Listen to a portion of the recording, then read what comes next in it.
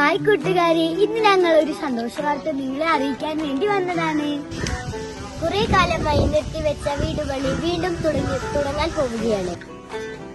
ഈ സന്തോഷ വാർത്ത ഞങ്ങൾ നിങ്ങളെ അറിയിക്കാൻ വേണ്ടി വന്നു.